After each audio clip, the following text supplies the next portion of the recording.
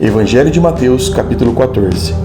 Por aquele tempo, Herodes, o tetrarca, ouviu relatos a respeito de Jesus e disse aos que o serviam: "Este é João Batista, ele ressuscitou dos mortos. Por isso estão operando nele poderes milagrosos, pois Herodes havia prendido e amarrado João e colocado na prisão por causa de Herodias, mulher de Filipe, seu irmão, porquanto João lhe dizia: não te é permitido viver com ela."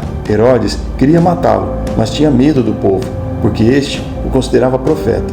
No aniversário de Herodes, a filha de Herodias dançou diante de todos e agradou tanto a Herodes que ele prometeu sob juramento dar-lhe o que ela pedisse. Influenciada por sua mãe, ela disse: "Dá-me aqui, num prato, a cabeça de João Batista."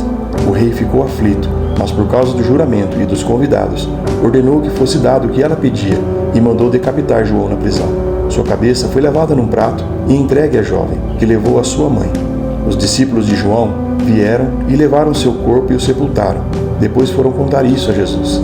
Ouvindo o que havia ocorrido, Jesus retirou-se do barco em particular, para um lugar deserto. As multidões, ao ouvirem falar disso, saíram das cidades e o seguiram a pé. Quando Jesus saiu do barco e viu tão grande multidão, teve compaixão deles e curou seus doentes. Ao cair da tarde, os discípulos aproximaram-se dele e disseram: "Este é um lugar deserto e já está ficando tarde. Manda embora a multidão para que possam ir aos povoados comprar comida." Respondeu Jesus: "Eles não precisam ir. Deem-lhe vocês algo para comer." E eles disseram: "Tudo o que temos aqui são 5 pães e 2 peixes. Traga-nos aqui para mim", disse ele. E ordenou que a multidão se assentasse na grama. Tomando os 5 pães e os 2 peixes, e olhando para o céu, deu graças e partiu os pães. Em seguida, deu aos discípulos e a estes à multidão. Todos comeram e ficaram satisfeitos, e os discípulos recolheram 12 cestos cheios de pedaços que sobraram. Os que comeram foram cerca de 5.000 homens, sem contar mulheres e crianças. Logo em seguida, Jesus insistiu com seus discípulos para que entrassem no barco e fosse adiante dele para o outro lado, enquanto ele despedia da multidão. Tendo despedido da multidão, subiu sozinho a um monte para orar. Ao anoitecer, ele estava ali sozinho, mas o barco já estava a considerável distância da terra, fustigado pelas ondas, porque o vento soprava contra ele. Alta madrugada, Jesus dirigiu-se a eles andando sobre o mar. Quando o viram andando sobre o mar, ficaram aterrorizados e disseram: "É um fantasma!" e gritaram de medo. Mas Jesus imediatamente lhes disse: "Coragem, sou eu, não tenham medo."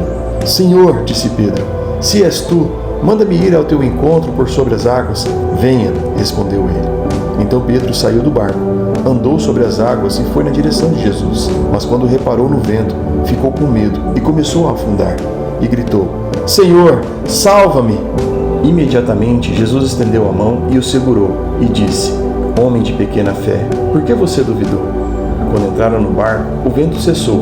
Então os que estavam no barco o adoraram, dizendo: "Verdadeiramente, tu és filho de Deus."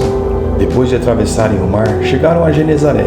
Quando os homens daquele lugar reconheceram Jesus, espalharam a notícia em toda aquela região e lhe trouxeram seus doentes. Suplicavam-lhe que apenas pudessem tocar na borda do seu manto, e todos que nele tocaram foram curados.